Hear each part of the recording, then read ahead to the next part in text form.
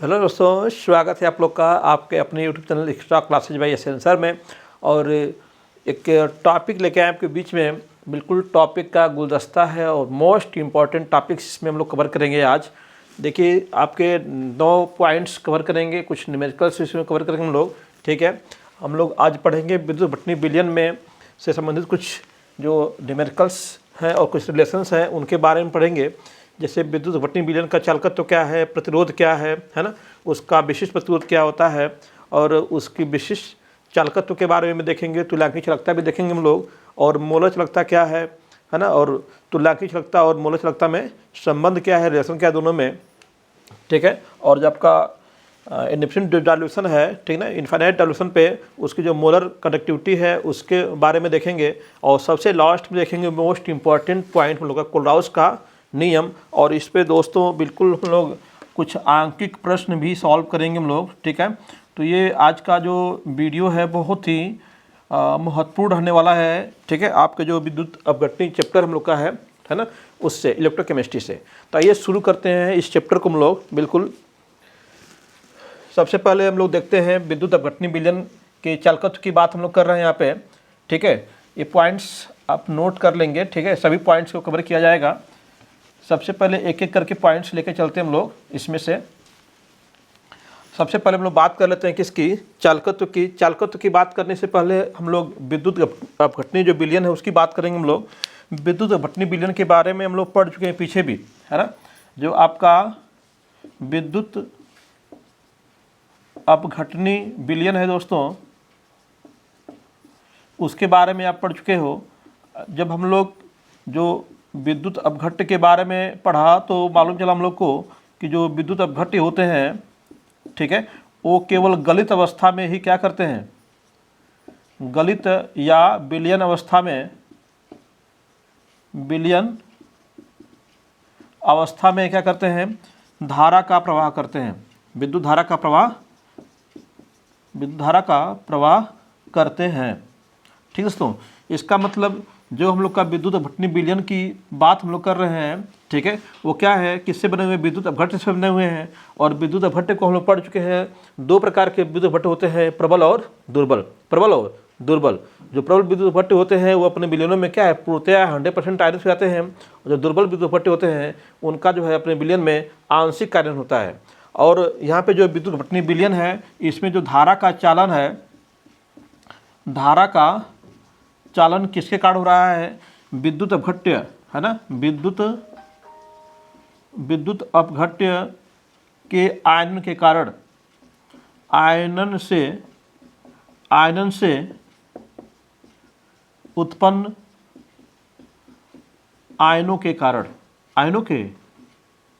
ही हो रहा है दोस्तों। ठीक ना, विद्युत अपघट्य के आयनन से उत्पन्न आयनों के कारण ही क्या है, इसमें धारा का चलन हो रहा है दोस्तों। ठीक है, तो सबसे महत्वपूर्ण बात तो ये है कि इसमें धारा का चलन किसके कारण हो रहा है, विद्युत अपघट्य के आयनन के उत्पन्न आयनों के कारण हो रहा है।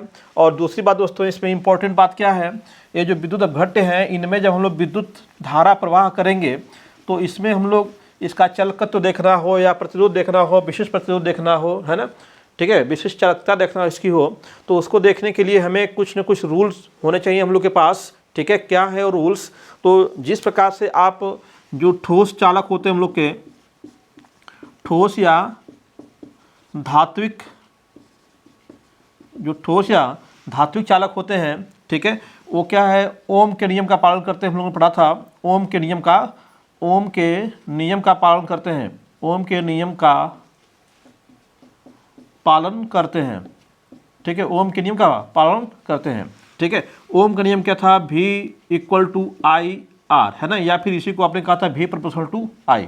ठीक है, तो ये आपका ओम के नियमों का पालन करते थे। उसी प्रकार से जो आपकी विद्युत अपघटनी विलयन है दोस्तों, विद्युत अपघटनी विलयन जो है वो भी क्या है, आपके उसी ओम के नियम के आधार पे ही हम लोग क्या है, उनकी चालकता, उनकी विशिष्ट चालकता और उनकी प्रतिरोध की व्याख्या हम लोग करते हैं। ठीक है दोस्तों, तो यहाँ पे आइए सबसे पहले हम लोग का बात करते हैं इसके चालकत्व की।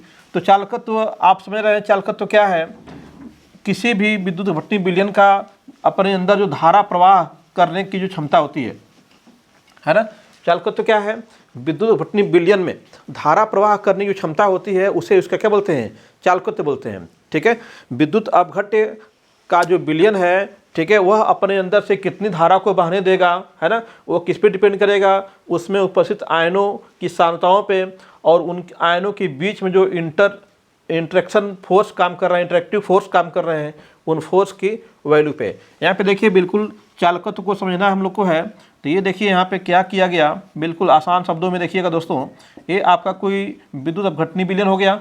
ये क्या है, विद्युत अपघटनी विलयन हो गया। इसमें आपने क्या लगा दिया, 2 इलेक्ट्रोड लगा दिया। इलेक्ट्रोड लगा दिया, जैसे ही हम इसमें विद्युत धारा प्रवाह करेंगे तो इसके अंदर क्या है, धारा का प्रवाह होगा, धारा का प्रवाह होना शुरू हो जाएगा। तो वह धारा का प्रवाह किस पे डिपेंड करेगा, इसमें आपका जो विद्युत अपघट्य के जो आयन है ना, आयनों की संख्या को बोल सकता हूँ, आयनों की सांद्रता पर निर्भर करेगा। और दूसरा चीज़ किस पर निर्भर करेगा, ये दूसरा चीज़ आयनों के मध्य कार्य करने वाले बल पर, आयनों के मध्य कार्य करने वाले बल पर, है ना, आयनों की सांद्रता पर निर्भर करेगा और आयनों के मध्य कार्य करने वाले बल पे। ठीक है, और जो सबसे इम्पोर्टेंट बात यहाँ पे होगी, जो इनके बीच में जो वोल्टेज लगाया गया, जो विभव अप्लाई किया गया है उस पर। ठीक ना, ये 2-3 चीज़ें हैं जिन पर आपका उसमें बहने वाली धारा निर्भर करेगी। ठीक है, तो जो विभव है वो तो हम लोग बाहर से अप्लाई कर रहे हैं, जो विभव लगा रहे हैं वो तो क्या हो गया, विभव जो लगाया गया वो क्या हो गया, बाह्य कारक हो गया। ठीक है, लेकिन ये दोनों कारक किसके हैं, विद्युत अपघटनी विलयन के, है ना, ये किसके कारक हैं, विद्युत अपघटनी विलयन के कारक हैं ये। ठीक है, तो हम कह सकते हैं कि इन कारकों के आधार पर हम कह सकते हैं कि कोई विद्युत अपघटनी विलयन अपने अंदर किस प्रकार से धारा का प्रवाह करेगा। ठीक है, तो धारा प्रवाहित करने की क्षमता है, उसी क्षमता को हम बोलते हैं क्या चीज़, चालकत्व या चालकता, चालकत्व या चालकता। ठीक है, तो अब ये चालकत्व किस पे निर्भर हो गया, बिल्कुल विलयन के अंदर जो आपके आयन है और आयनों के बीच में कार्य करने वाला बल है। ठीक है, अब यहाँ पे देखिए चालकत्व को परिभाषित करना होगा तो बिल्कुल सिंपल कर सकते हैं कि किसी विद्युत अपघटनी विलयन में, है ना, प्रवाहित किसी विद्युत अपघटनी विलयन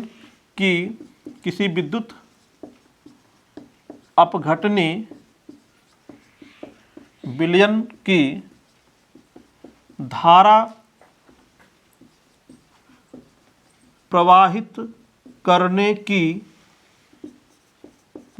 करने की क्षमता को क्या कहते हैं, उसका चालकत्व या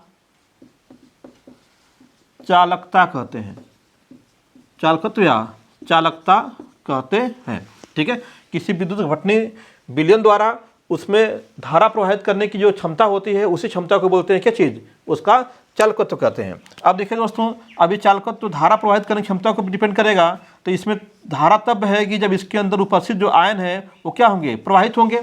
ठीक है, अब इनके बीच में अगर आकर्षण बल अधिक है, अगर उनके बीच में क्या है, आकर्षण बल क्या है, अधिक है, तो क्या धारा प्रवाह होगा, धारा प्रवाह बिल्कुल क्या होगा, कम होगा, धारा प्रवाह क्या होगा, कम होगा। अगर इनके बीच में आकर्षण अधिक होगा तो धारा प्रवाह कम होगा, यानी कि हम कह सकते हैं कि चालकता क्या होगी, वो कम होगी। अगर आकर्षण अधिक कम होगा, अगर आकर्षण क्या हो जाए, आकर्षण क्या हो गया दोस्तों, कम हो गया, तो धारा प्रवाह क्या होगा, बढ़ जाएगा। धारा प्रवाह बढ़ेगा तो इसका मतलब चालकता भी क्या होगी, चालकता भी क्या होगी, बढ़ेगी। ठीक है, ये कंडीशन है। ठीक है, इसका मतलब सीधी सीधी बात है, हम लोग का जो चालकता है वो बढ़ रही है कब, जब आकर्षण कम हो रहा है, धारा प्रवाह क्या हो रहा है, बढ़ रहा है। चालकता कब कम हो रही है, जब आकर्षण क्या हो रहा है, बढ़ रहा है, यानी कि आयनों के बीच में आकर्षण अधिक होगा तो धारा प्रवाह कम होगी। ठीक है, अब यह आकर्षण कब अधिक कम होगा, तरुणता बढ़ाने पे, सांद्रता घटाने पे, है ना, अब उस कंडीशन को देखा जाएगा। ठीक है, लेकिन एक चीज़ तो क्लियर हो रही है कि साफ साफ कि अगर यहाँ पे हमको चालकता को बढ़ाना है तो उनके बीच में बल को कम करना है।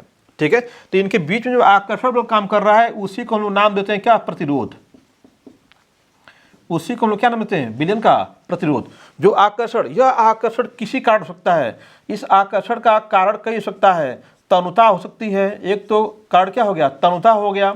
ठीक है। बिलियन कितना तनु है, ठीक है, तनुता आयतन उसका किस कैसे हम देख रहे हैं इसका, ठीक है, कैसा आयतन है उसका, ठीक है। और दूसरी बात इसके अंदर जो इलेक्ट्रोड लगाया गया है ना, इलेक्ट्रोड जो लगाए गए हैं उन वो इलेक्ट्रोड कैसे हैं, इलेक्ट्रोड पर भी डिपेंड करेगा, ठीक है, कि इनके बीच में जो आयन है वो किस प्रकार से आकर्षित या प्रतिकर्षित हो रहे हैं, ठीक है दोस्तों। तो यहाँ पे तनुता पे भी डिपेंड करेगा और इलेक्ट्रोड पे भी डिपेंड करेगा। तो जो आपका इसके आकर्षण यानी कह सकते हैं कि जो आवेशों के प्रवाह को प्रभावित करते हैं, है ना, आयनों के प्रवाह को, है ना, आयनों के प्रवाह को प्रभावित करने वाले, प्रभावित करने वाला कारक जो है ना, जिसके कारण क्या है, जिसके कारण कह सकते हैं कारक, जिसके कारण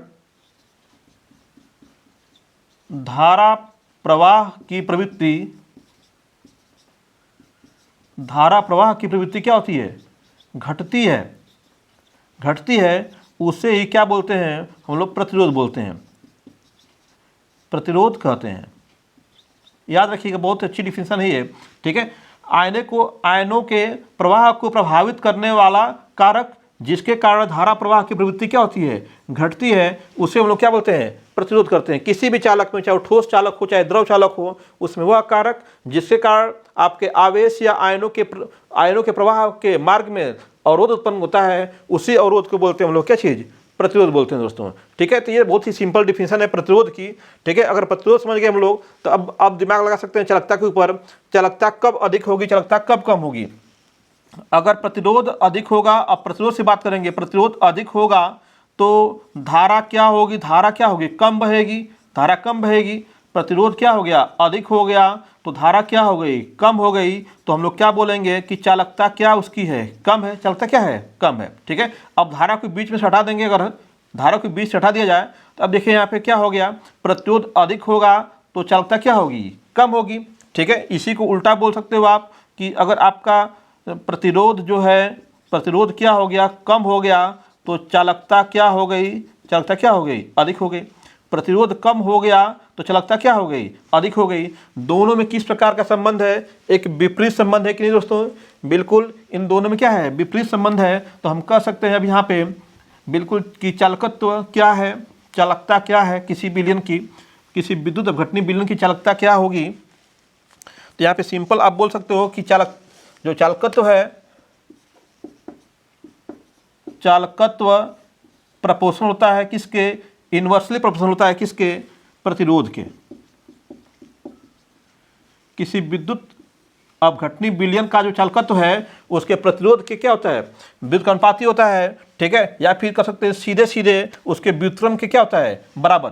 जो चालकत्व है उसके व्युत्क्रम, प्रतिरोध के व्युत्क्रम के बराबर होता है, ठीक ना। तो चालकत्व किसी विद्युत अपघटनी विलयन का चालकत्व उसके प्रतिरोध के व्युत्क्रम के बराबर होता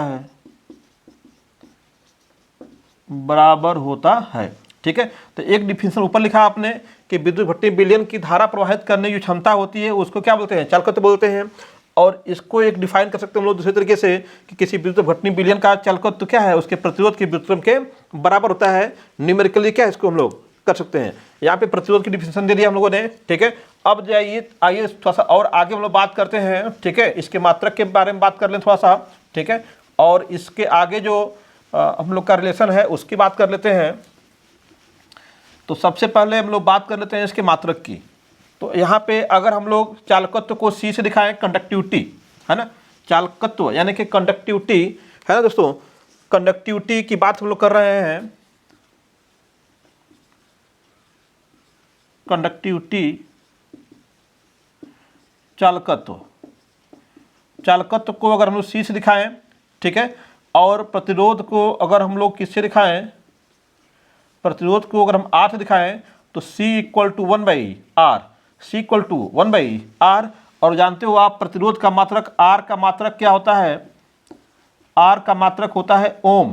क्या होता है? ओम, ये इसका सिंबल है, ठीक है। तो हम लोग का जो चालकत्व सी का मात्रक क्या हो जाएगा, सी का मात्रक क्या हो जाएगा, एक बटे ओम, ठीक है। यानी कि ये क्या हो जाएगा, ओम इनवर्स, या इसी को आप महो बोलते हो, ठीक है, ठीक है, MHO, ठीक है, महो, या फिर ओम इनवर्स, इसी को क्या बोलते हैं हम लोग, ओम इनवर्स, ओम इनवर्स बोलते हैं हम लोग, ठीक है, ओम इनवर्स बोले, या फिर इसी को महो बोलते हैं हम लोग, ठीक है। सीमेंस भी इसका एक मात्रक होता है, एसआई मात्रक इसका, सीमेंस में भी इसको नापते हैं हम लोग, ठीक है। तो ये सिंपल सा हो गया, सी का मात्रक हो गया, ठीक है। अब सी का मात्रक अगर हम लोग को मिल गया, ठीक है, तो अब क्या कर सकते हैं इसको, अब इसमें एक रिलेशन और निकाल सकते हो, जैसे आपने पढ़ा होगा ना, V = IR, V = IR, ये रिलेशन हम लोग का है, ठीक है। अगर यहाँ से R की वैल्यू निकालें तो R = क्या हो जाएगा, V/I, V/I, और इसको अगर 1/R कर देंगे तो क्या होगा, I/V हो जाएगा, I/V, ठीक है। तो 1/R = I/V, अगर यहाँ पे वैल्यू पुट करें तो C = क्या हो जाएगा, I/V, I/V, ठीक है। तो अब यहाँ से एक परिभाषा और बना सकते हैं हम लोग दोस्तों, यहाँ पे देखिए ध्यान से, अगर हम लोग का जो है वोल्टेज V = क्या हो, 1 हो, वोल्टेज क्या हो, V = 1 हो, तो C = क्या है, I, C = I, ठीक है। यदि V = 1 देन क्या होगा, C = I हो जाएगा। तो हम कह सकते हैं कि यदि विद्युत अपघटनी विलयन में, विद्युत अपघटनी विलयन में इलेक्ट्रोडों के मध्य विभव क्या हो, 1 वोल्ट हो, तो विलयन में बहने वाली धारा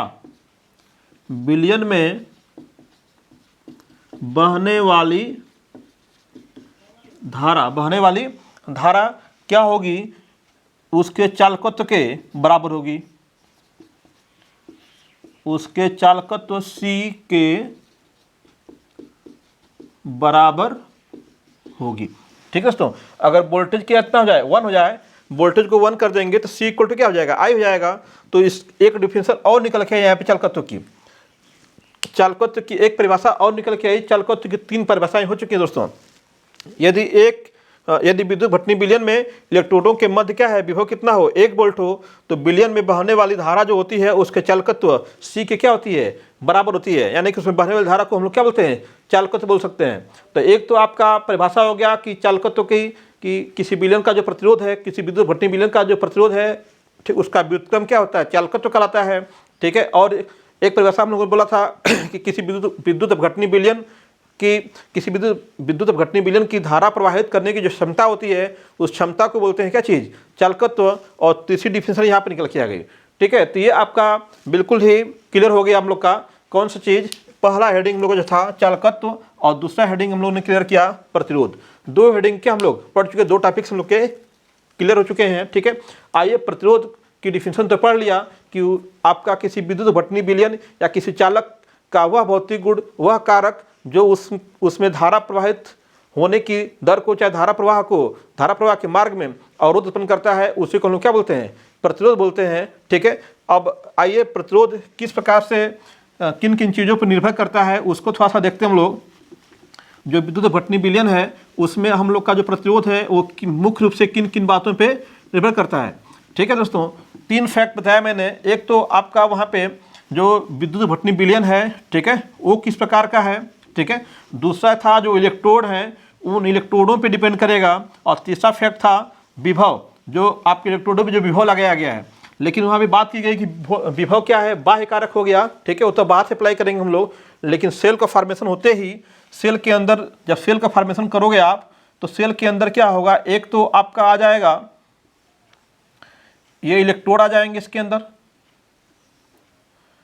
है ना, क्या आएंगे, इलेक्ट्रोड आ जाएंगे इसके अंदर, ये इलेक्ट्रोड हो गए आपके, ठीक है। इसके अंदर क्या हो गया, विद्युत भटनी विलयन हो गया। अगर इनकी सांद्रता को स्थिर कर दिया जाए, सांद्रता क्या हो जाए, सांद्रता क्या हो, स्थिर हो जाए, विलयन की सांद्रता क्या हो, विद्युत भटनी विलयन की सांद्रता क्या हो जाए, स्थिर हो जाए, तो इसमें जो आपका प्रतिरोध होगा, एक तो इनकी प्लेटों पे प्लेटों के, है ना, जो प्लेटें हैं प्लेटों के अनुप्रस्थ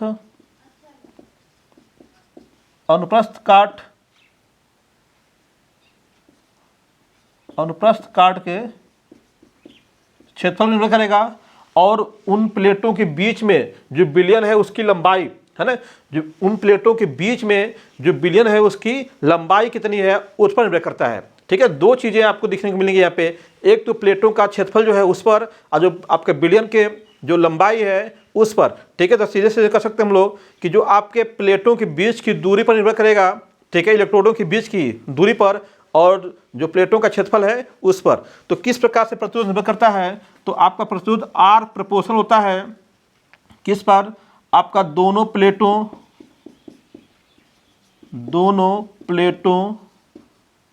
के बीच की दूरी पे सीधे प्रोपोर्शनल होता है। प्लेटों के बीच की दूरी के सीधे क्या होता है, प्रोपोर्शनल होता है। और R क्या है, उन प्लेटों के क्षेत्रफल, है ना, अनुप्रस्थ काट के क्षेत्रफल के बीच का अनुपाती होता है। जो प्रतिरोध है उन दोनों प्लेटों के बीच की दूरी के क्या होता है, दूरी के समानुपाती होता है। और प्लेटों के जो इलेक्ट्रोड है, प्लेट मतलब क्या हो गया, इलेक्ट्रोड, उन इलेक्ट्रोडों के अनुप्रस्थ क्षेत्रफल के बीच का अनुपाती होता है। यानी कि इसको अगर सिंबॉलिक फॉर्म में कहें हम लोग, ठीक है, सिंबॉलिक फॉर्म में बोलें तो आपका R प्रोपोर्शनल टू क्या हो जाएगा, L, और यहाँ पे R प्रोपोर्शनल टू 1/A हो जाएगा। अगर दोनों को कंबाइन करेंगे तो R proportional to L/A, R proportional to L/A हो जाएगा दोस्तों।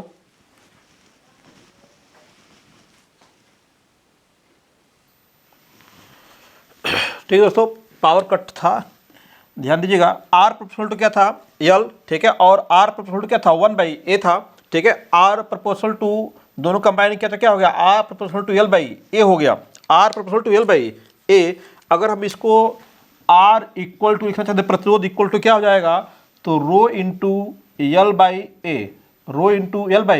ठीक है दोस्तों, ये आपका एक नया एक सिंबल आ गया हम लोग का रो। ठीक है, इस रो को क्या बोलते हैं हम लोग, रो क्या है, इस रो को बोलते हैं विशिष्ट प्रतिरोध। ठीक है, रो क्या है, जहां रो क्या है, जहां रो एक नियतांक है, एक नियतांक है, इसे क्या बोलते हैं हम लोग, इसे बोलते हैं विशिष्ट प्रतिरोध। क्या बोलेंगे, विशिष्ट प्रतिरोध कहते हैं, विशिष्ट प्रतिरोध कहते हैं, विशिष्ट प्रतिरोध कहते हैं। ठीक है, तो रो क्या है, विशिष्ट प्रतिरोध है। तो दो चीज़ें मिल गई हम लोग को, विशिष्ट प्रतिरोध मिल गया हम लोग, तो विशिष्ट प्रतिरोध यानी कि रो यानी विशिष्ट प्रतिरोध का भी बात कर लेंगे यहीं पे। तो विशिष्ट प्रतिरोध क्या हो जाएगा हम लोग का, विशिष्ट प्रतिरोध रो इक्वल टू निकालोगे यहाँ से तो क्या हो जाएगा, AR/L, AR/L, ये हो जाएगा विशिष्ट प्रतिरोध का मान हो जाएगा। अगर निकालना होगा तो यहाँ से हम लोग निकाल सकते हैं, जो पढ़ने पे इसकी गणना कर सकते हैं दोस्तों। ठीक है, नेक्स्ट जो है विशिष्ट प्रतिरोध भी मिल गया हम लोग को, चालकत्व तो मिल गया हम लोग को। ठीक है, विशिष्ट प्रतिरोध हो गया। आपका जो फोर्थ पॉइंट हम लोग इसमें लेकर चलेंगे आपकी विशिष्ट चालकत्व के बारे में। किसके, विशिष्ट चालकत्व। तो विशिष्ट अगला टॉपिक हम लोग क्या हो जाएगा, विशिष्ट चालकत्व। ठीक है, इसको आप रिपीट कर सकते हैं, फिर से देख सकते हैं, कोई दिक्कत नहीं, बहुत ईजी है ये। ठीक है, तो विशिष्ट चालकत्व क्या है, अब उसकी बात हम लोग करेंगे। जैसे आपका चालकत्व क्या था, चालकत्व प्रतिरोध का व्युत्क्रम के बराबर था। बिल्कुल सिंपल है ये।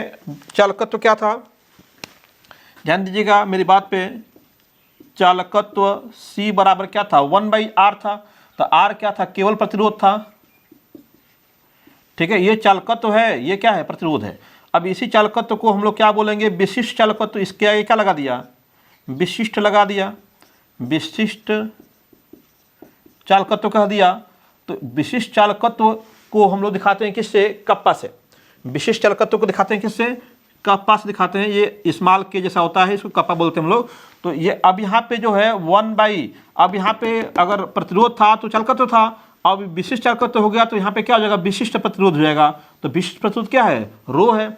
विशिष्ट प्रतिरोध क्या है, रो। तो विशिष्ट चालकत्व क्या है, ये हो गया विशिष्ट प्रतिरोध के व्युत्क्रम के बराबर होता है। विशिष्ट प्रतिरोध ठीक है। तो विशिष्ट चालकत्व कप्पा इक्वल टू 1 विशिष्ट प्रतिरोध कप्पा इक्वल टू 1 साफ साफ लिख दीजिए इसको 1 अब रो की वैल्यू निकाला हुआ है आपने, ठीक है। तो यहाँ से चाहो तो कप्पा की वैल्यू निकाल सकते हो। कप्पा की वैल्यू क्या हो जाएगी, ये देखिए 1 है, 1 करेंगे तो इसका उल्टा होगा, तो आपका यल अपान ए इंटू आर, ठीक है। ये आपका रिलेशन निकल के आ गया L by A I into R नीचे, ठीक है। तो ये किसका वैल्यू निकल गया, विशिष्ट प्रतिरोध का निकल गया। अगर इसके मात्रक की बात कर लें, यहाँ पे मात्रक की बात कर लीजिए, तो कप्पा का मात्रक क्या हो जाएगा, यल को यल रहने दीजिए, ठीक है। अब ए क्या है, क्षेत्रफल है, तो इसको हम लोग कह सकते हैं जैसे इसको अगर यल का मात्रक रखें हम लोग तो क्या है, सेंटीमीटर में दूरी लेते हैं तो सेंटीमीटर हो जाएगा, क्षेत्रफल का लेंगे तो क्या होगा, सेंटीमीटर का स्क्वायर हो जाएगा, ठीक है। आर प्रतिरोध उसका क्या हो जाएगा, ओम हो जाएगा, ठीक है। तो सेंटीमीटर से सेंटीमीटर स्क्वायर क्या होगा, कैंसिल होगा। अब सेंटीमीटर और ओम दोनों पर जाएंगे तो क्या होगा, ओम इनवर्स सेंटीमीटर इनवर्स, ठीक है ना, सेंटीमीटर इनवर्स और क्या हो गया, ओम इनवर्स, ठीक है।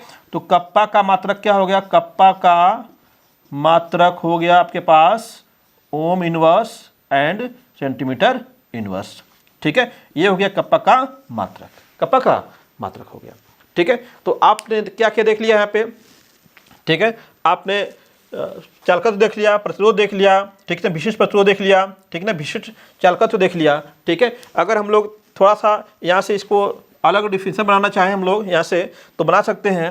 आप देखिए यहाँ पे अगर हम लोग का यहाँ पे यल क्या हो, एक हो, यानी कि प्लेटों के बीच जो दूरी है वो क्या हो, एक हो, और जो उनका जो अनुप्रस्थ काट का क्षेत्रफल क्या है, वो क्या है, बिल्कुल अगर एक मान लें हम लोग तो यहाँ से कप्पा का वैल्यू क्या हम लोग आर के टर्म में निकाल सकते हैं, आर के टर्म में निकाल सकते हैं दोस्तों, ठीक है।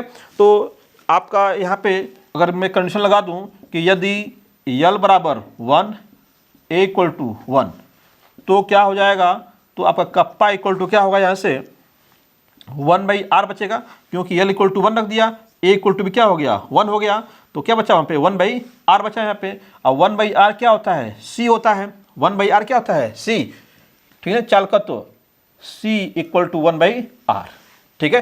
तो यहाँ पे अगर देखें यहाँ से तो आपका कप्पा इक्वल टू क्या हो जाएगा, c, kappa equal to c, ठीक है। तो आप कह सकते हो कि यल बराबर 1 हो और एक ए इक्वल टू 1 हो, तो आप बिल्कुल बोल सकते हो कि जो विशिष्ट चालकत्व है, विशिष्ट चालकत्व जो है चालकत्व के बराबर होता है, चालकत्व के बराबर होता है। यदि L बराबर 1 हो, A बराबर 1 हो तो विशिष्ट चालकत्व क्या है, चालकत्व के बराबर होता है। तो एक क्वेश्चन बन जाता है कि कौन सी कंडीशन है जब विशिष्ट चालकत्व क्या है, चालकत्व के बराबर होता है। तो जब आपका अनुप्रस्थ क्षेत्रफल कितना हो, 1 हो, और प्लेटों के बीच की दूरी क्या हो, 1 हो, तो उस समय आपका एकांक हो, तो आपका विशिष्ट चालकत्व क्या है, चालकत्व के बराबर हो जाता है दोस्तों, ठीक है। तो ये आपका बिल्कुल ही सिंपल जो है डिफिनेशन बनती जा रही हैं, बिल्कुल न्यूमेरिकली भी और थ्योरेटिकली भी, ठीक है। तो आपका चौथा पॉइंट कवर कर लिया हम लोगों ने, ठीक है। आगे चलते हैं अब इसके, ठीक है। आई थिंक समझ में आ रहा होगा आप लोग को, बिल्कुल ईजी है, ठीक है, और एक दूसरे से रिलेटेड सभी आपके हैं ये टॉपिक, तो आसानी से समझ रहे होंगे आप, ठीक है। आइए नेक्स्ट टॉपिक की तरफ चलते हैं हम लोग। अगला टॉपिक क्या हम लोग का है, इसके बाद हम लोग देख लेते हैं मोलर चालकता को देखते हैं, या फिर इक्विवेलेंट चालकता, किसी को देख लीजिए, ठीक है। दोनों में से किसी को देख सकते हैं, बिल्कुल आसान है वो भी। जो दोनों डिफिनेशंस बनेंगी, डिफिनेशंस के बेस पे ही हम लोग क्या है उनके फार्मूलों को भी ड्राइव कर लेंगे, और फिर उनके जो उनके ऊपर बनने वाले न्यूमेरिकल्स है उनको भी देखेंगे हम लोग, ठीक है। तो आइए सबसे पहले शुरू करते हैं किसकी, तुल्यांकी चालकता को देख लेते हैं हम लोग, ठीक है। तुल्यांकी चालकता, नाम से ही बनाएंगे हम लोग डिफिनेशन को। तुल्यांकी चालकता क्या है, ठीक है। आपका जो 5वीं डिफिनेशन बनने जा रही है हम लोग की क्या चीज, तुल्यांकी चालकता, तुल्यांकी चालकता, इसको दिखाते हैं लेमडा AQ से, लेमडा AQ से। तो तुल्यांकी चालकता दोस्तों बिल्कुल आप समझ रहे होंगे, जो आपके विद्युत अपघटनी विलयन की जो चालकता होती है, ठीक है, वो विद्युत भट्ट की सांद्रता पर डिपेंड करती है, ठीक है। जैसे मान लीजिए आपका विद्युत अपघटनी विलयन है, ये विद्युत अपघटनी विलयन है, ठीक है। तो इसकी जो चालकता है, इसकी चालकता आपने देखा अभी प्रतिरोध पे डिपेंड कर रही थी, ठीक है। अब इसमें विद्युत अपघट्य कैसा है, वो आपका दुर्बल है या क्या है, प्रबल है, ठीक है, उस पर डिपेंड करेगी। और साथ ही साथ इसी दुर्बल या प्रबल जो विद्युत अपघट्य है उनका जो विलयन बना हुआ है, उस विलयन की क्या है, सांद्रता कैसी है, वो सांद्रता पे क्या करता है, निर्भर करता है, ठीक है, सांद्रता पे निर्भर करता है। तो अगर हम इसको परिभाषित करना चाहते हैं तो कह सकते हैं कि किसी विद्युत अपघटनी विलयन के, है ना, किसी विद्युत अपघटनी विलयन में यदि विद्युत अपघट्य का 1 ग्राम तुल्यांक घुला हो तो उसकी जो चालकता होती है उसको बोलते हैं तुल्यांक की चालकता। तो बहुत ही आसान परिभाषा इसकी हो जाएगी। पहले सिंपल इसकी डिफिनेशन को देख लेते हैं हम लोग, ठीक है। सबसे पहले इसकी डिफिनेशन देख लेते हैं।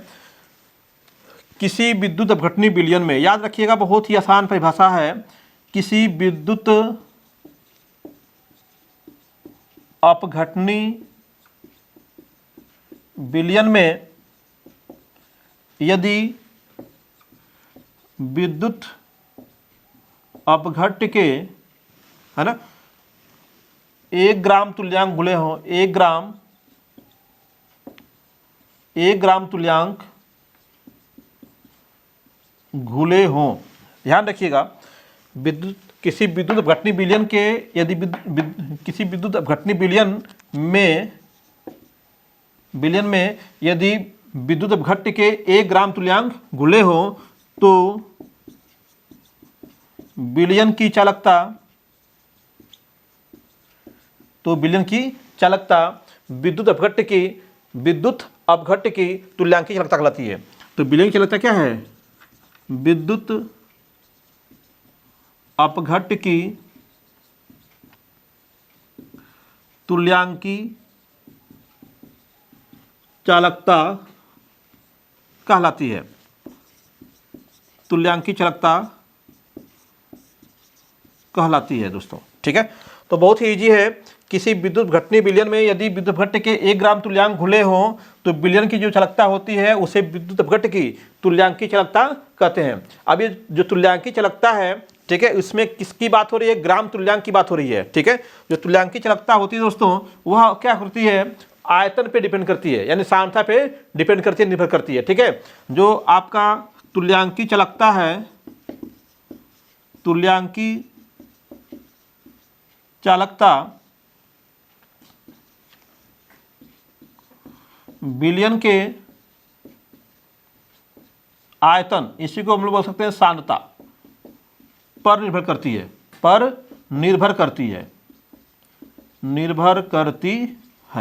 ठीक है। अगर हम लोग बात कर लें तुल्यांकी चालकता को किससे दिखाते हैं हम लोग, लेमडा EQ से, तो लेमडा EQ प्रोपोर्शनल टू विलयन का आयतन क्या हो गया, V हो गया, विलयन का आयतन V। लेकिन यह आयतन की जो सांद्रता है हम लोग किस में लेंगे, ठीक है, वह सांद्रता लेंगे जिसमें ग्राम तुल्यांक की बात की गई होगी। और हम लोग जानते हैं कि जो नॉर्मलता होती है, विलयन की सांद्रता दिखाने की जो इकाई नॉर्मलता होती है, उसमें क्या है, विलय के चाहे जो आपके विद्युत अपघट्य हैं उनके ग्राम तुल्यांकों की बात की जाती है, ठीक है दोस्तों। तो हम कह सकते हैं कि नॉर्मलता इकाई में, ठीक है ना, इकाई में सांद्रता की, बोल दीजिए पूरा, सांद्रता की नॉर्मलता इकाई में ग्राम तुल्यांक, है ना, ग्राम तुल्यांकों की संख्या, है ना, ग्राम तुल्यांकों की संख्या क्या है उसमें आती है। इसलिए हम कह सकते हैं कि हमें इसमें आप अगर इस विलयन की सांद्रता को रिप्रेजेंट करना है तो किस में करना पड़ेगा, नॉर्मलता के टर्म में। और नॉर्मलता का फॉर्मूला आपने पढ़ा होगा दोस्तों, नॉर्मलता का फॉर्मूला क्या होता है, याद है ना, ठीक है, आपका विलय का भार, है ना, विलय का भार बटे विलय का तुल्यांकी भार, यानी कि इसको अगर शुरू से बोले तो ग्राम तुल्यांकों की संख्या, ग्राम तुल्यांकों की संख्या बटे आयतन, किसमें, आयतन ले लो आप, इसमें अगर आयतन ml में ले रहे हो, ठीक है, तो यहाँ पे एक से क्या करेंगे, मल्टीप्लाई कर दें, ठीक है। तो हो जाएगा किस में, ml में हो जाएगा। लीटर में लेंगे तो एक क्या करेंगे, इसे हटा देंगे। और ग्राम तुल्यांकों की संख्या क्या होती है, विद्युत भट्टे का जो भार है, चाहे जो विलेय है उसका भार है ना, विलेय का भार, यानी कि अगर उसको W से दिखा दें, विलेय का भार और उसका क्या है तुल्यांकी भार, विलेय का भार बटे तुल्यांकी भार, ये क्या है तुल्यांकी भार है, ये तुल्यांकी भार है। ठीक है दोस्तों, ये क्या है उसका भार, गुणे क्या हो गया 1000, अब बटे क्या हम लोग का उसका आयतन, किस में ml में लिया हुआ है, आयतन किस में है ml में लिया हुआ है। ठीक है, तो यहाँ पे आपका भार बटे तुल्यांकी भार हो गया, भार बटे तुल्यांकी भार। अगर हम लोग कह दें कि उसका 1 ग्राम तुल्यांक उसमें लिया गया है, ठीक है 1 ग्राम तुल्यांक लिया गया है, यदि विलेय यानी कि किसका, विद्युत अपघट्य का कितना लिया गया 1 ग्राम तुल्यांक, 1 ग्राम तुल्यांक घुला हो तो अगर 1 ग्राम तुल्यांक घुला होगा तो ग्राम तुल्यांक का मान क्या हो गया 1 हो गया, तो 1 अपान क्या होगा W अपान E हो जाएगा, W अपान E। ठीक है, यानी कि जहाँ पे W अपान E हम लोग रखे होंगे वहाँ पे 1 रख सकते हैं, या कर सकते हैं W इक्वल टू E हम लोग कर सकते हैं। ठीक है, तो हम लोग का नॉर्मलता n इक्वल टू क्या हो जाएगा, यहाँ से ग्राम तुल्यांक की संख्या क्या हो गई 1 हो गई। अगर इसकी वैल्यू क्या रखा हम लोगों ने 1 रख दिया, ठीक है, और आयतन क्या हो गया v में हो गया, या फिर इसका वैल्यू क्या हो गया 1 हो गया, तो 1000 अपान v। ठीक है, तो n इक्वल टू क्या होगा 1000 अपान क्या हो जाएगा v हो जाएगा, 1000 अपान v। ठीक है, अगर यहाँ से v की वैल्यू निकालने हम लोग, तो v इक्वल टू क्या हो जाएगा, v इक्वल टू यहाँ से v को इधर ट्रांसफर कीजिए, n को इधर ट्रांसफर कीजिए, तो 1000 अपन क्या हो जाएगा n, 1000 अपान n हो गया, किसका मान v का मान। और अभी हम लोग का क्या था, यहाँ से लेमडा EQ इक्वल टू क्या था v था, अगर इक्वल लगाएंगे तो कांस्टेंट लगा दें कप्पा v, तो हम लोग का जो इक्वेशन है बदल के हो गया क्या चीज़, lambda EQ equal to kappa into v। ठीक है, तो अब v की वैल्यू यहाँ से रखेंगे हम लोग, तो अगर यहाँ से मान लीजिए इसको समीकरण 1 बोल दें, ये समीकरण क्या हो गया 2 हो गया, तो हम बोल दें समीकरण 1 एवं 2 से, समीकरण 1 एवं 2 से, तो क्या हो जाएगा lambda EQ equal to kappa को रहने दीजिए इंटू v की वैल्यू रखिए यहाँ से, तो 1000 अपान क्या हो गया n, 1000 अपान n। तो ये आपका निकल के आ गया रिलेशन, इंपॉर्टेंट रिलेशन फार्मूला आ गया इक्विवेलेंट चालकता के लिए, इक्विवेलेंट चालकता के लिए। ठीक है दोस्तों, फिर से एक बार रिपीट कर लीजिए, ये तो आपका डिफिनेशन हो गया। ठीक है, डिफिनेशन के बाद क्या है मालूम चला के हम लोग का जो तुल्यांकी चालकता है विलयन के आयतन पर निर्भर करती है, तो तुल्यांकी चालकता को क्या किया v के प्रोपोर्शन कर दिया, v equal to kappa into v हो गया।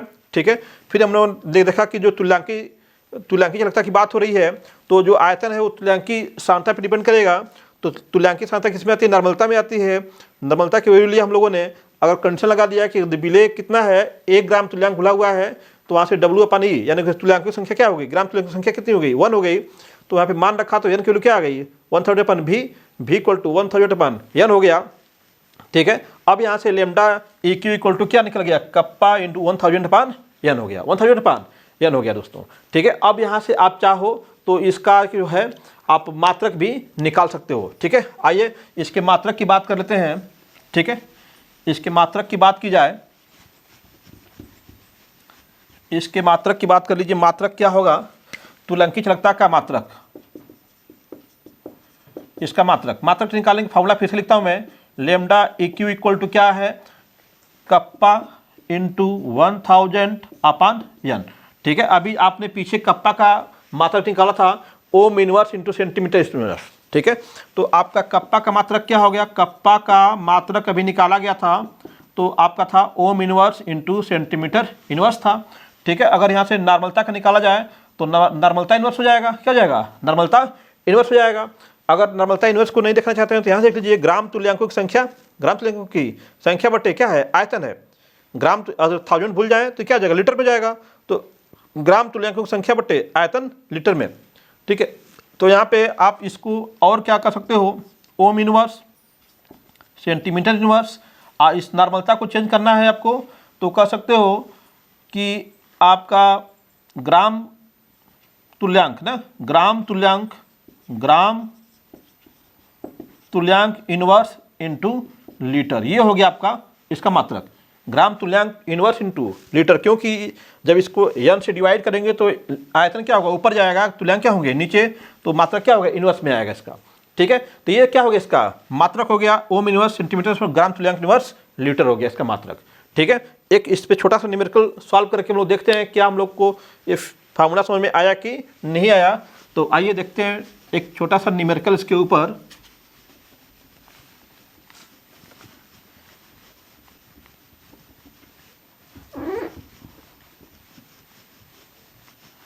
एक छोटा सा न्यूमेरिकल देखते हैं हम लोग। ठीक है, क्या सपोज दैट कि कोई आपका बिलियन है, यदि 1 normal billion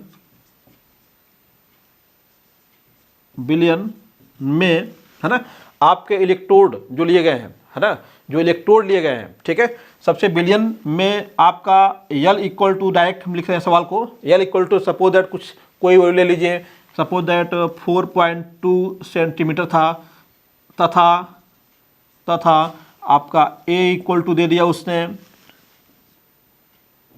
A equal to 8.4 centimetre square दे दिया, एवं उसका जो आर की वैल्यू है सपोज दैट कितना 50 ओम दे दिया उसने। ठीक है, और आपसे बोल रहा है कि लेमडा ए क्यू की वैल्यू फाइंड आउट कीजिए, लेमडा ए क्यू की वैल्यू क्या कीजिए, फाइंड आउट कीजिए। तो हमारा जो लेमडा ए क्यू की वैल्यू पूछ रहा है, lambda E Q equal to क्या होता है, कप्पा इंटू 1000 अपान n होता है, सीधा सीधा। तो हम लोग पहले कप्पा निकाल लें, तो कप्पा इक्वल टू क्या होता है, कप्पा की वैल्यू क्या होती है बता दीजिए हमको। कप्पा इक्वल टू सीधे सीधे L upon R into A, kappa equal to L upon R into A होता है। तो यहाँ से क्या निकाल लें, कप्पा निकाल लें, यन की वैल्यू क्या दिया हुआ है आपको, 1 नॉर्मल दिया हुआ है, तो इक्वल टू क्या दिया है, 1 दिया है, और दोनों का मान यहाँ रखेंगे तो क्या होगा, लेमडा इक्वल मान निकल जाएगा। निकालना चाहे तो निकाल सकते हैं, यहाँ पे लेमडा यल की वैल्यू कितना दिया 4.2, ठीक है, आर की वैल्यू कितना दिया 50 ओम, इंटू ए की वैल्यू कितना दिया है 8.4 डेसिमल कट जाएगा, 42 वन जा 42 टू जा हो जाएगा ये, यानी कि आपका निकल गया कप्पा इक्वल टू 1/100, 52 जा 100 हो गया। ठीक है, तो एन इक्वल टू कितना है 1 है। तो अब यहाँ पे लेमडा ई क्यू निकालना है तो निकाल सकते हो, lambda E Q equal to क्या होगा, कप्पा की वैल्यू कितनी आई है 1/100, अब ये आपका 1000 हो गया, एन की वैल्यू कितनी है 1 है यहाँ पे, तो 1000 को काटेंगे 100 से तो कितना आएगा 10 टाइम जाएगा, तो आपका lambda E Q equal to कितना आ गया 10 आ गया, 10 मात्रक, है ना, 10 मात्रक। ठीक है, तो सिंपल आपको अगर चीज़ें स्पष्ट रहेंगी तो किसी प्रकार से मतलब पूछेगा तो उसको क्या है आप आसानी से सॉल्व कर सकते हैं। तो ये आपका हम लोगों ने इसमें 5 पॉइंट्स कवर किए, अभी भी 5 पॉइंट्स बच गए इसमें, तो उन 5 पॉइंट्स को हम लोग क्या करेंगे अगले लेक्चर में कवर करेंगे दोस्तों। ठीक है, आई थिंक आप लोग को चीज़ें बहुत ही अच्छे से समझ में आई होंगी। अगर बिल्कुल समझ में आया हो तो लाइक सब्सक्राइब और शेयर करना न भूलिएगा, और बचे हुए पार्ट्स को नेक्स्ट वीडियो में मिल जाएगा आपको। ठीक है दोस्तों, धन्यवाद।